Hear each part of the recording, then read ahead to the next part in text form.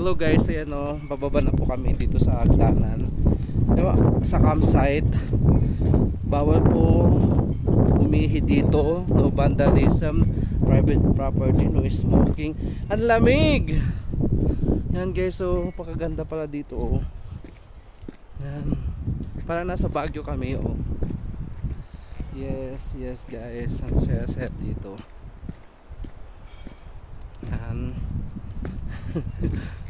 Nahuli na ako sa mga kasama ko. Ang ganda. Yan.